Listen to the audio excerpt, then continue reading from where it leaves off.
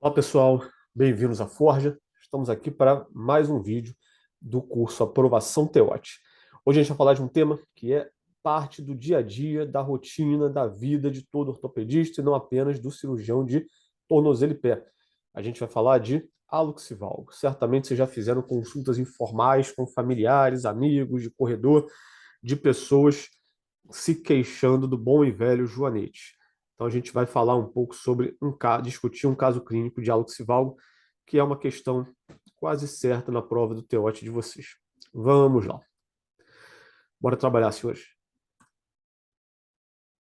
JHS, 62 anos, com dor e deformidade em hálux direito. Então a gente está vendo uma fotografia antero de dorsal, do dorso do pé, em que a gente observa uma deformidade em valgo do hálux associada a uma ligeira pronação desse mesmo hálux e uma volumosa exostose medial. Tem um discreto desvio em valgo também do segundo podo, enquanto os demais não observam nenhuma outra alteração mais importante. Então, o diagnóstico nesse caso, paciente com hálux valgo. Fatores predisponentes. Então, existem vários fatores que podem predispor ao hálux valgo.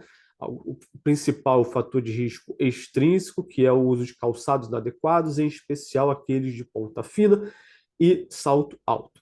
Mas há também fatores de risco intrínsecos, e essa paciente apresenta pelo menos um deles, que é a fórmula digital, um pé egípcio. Então, paciente com pé egípcio, o hálux é mais comprido do que o segundo, e isso é um fator de risco para o desenvolvimento do hálux valgo.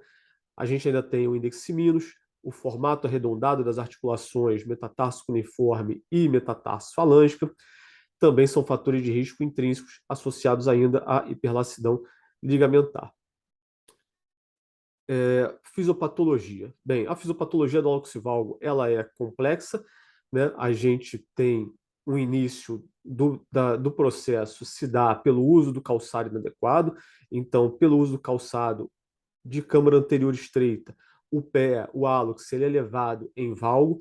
À medida que ele vai sendo levado em valgo, ele empurra a cabeça do metatarso na direção contrária, em varo, e à medida que vai havendo esse desvio em caminhos opostos, o que a gente tem é um alargamento da cápsula articular, a cápsula articular medial vai se alargando, assim como também o tendão adutor do hálux e a cápsula lateral, ela vai se encurtando.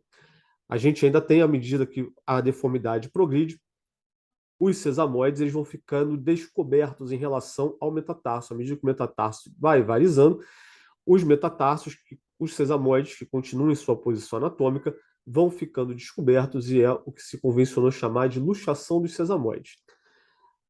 Ainda por conta da deformidade do primeiro meta, a gente pode ter uma migração para plantar do tendão abdutor do hálux, o que acaba transformando esse tendão em um pronador, levando a essa deformidade secundária. Então, a gente está vendo duas radiografias.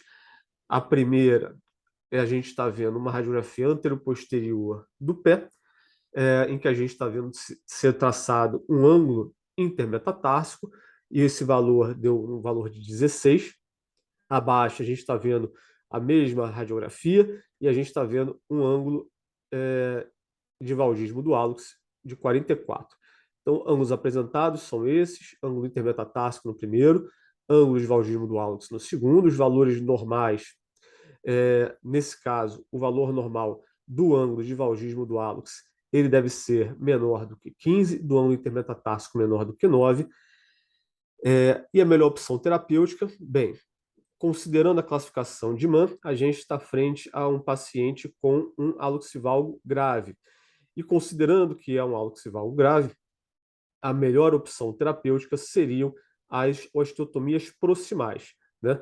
Se o paciente tivesse algum sinal de degeneração articular da metatarso falângica, a gente poderia considerar a artrodese uma opção terapêutica, mas não é esse o caso. A articulação parece preservada, então a opção seria para uma exostectomia e também uma abordagem cirúrgica proximal, pois as abordagens cirúrgicas proximais elas têm maior poder de correção da deformidade. É claro que o tratamento cirúrgico só será indicado se o paciente não responder bem ao tratamento conservador.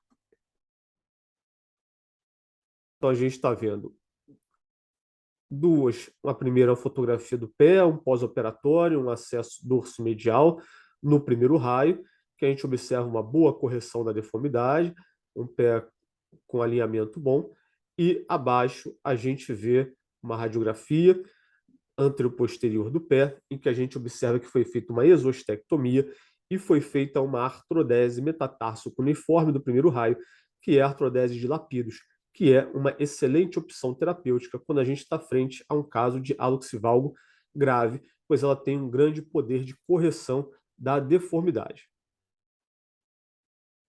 Bem, pessoal, 5 minutos.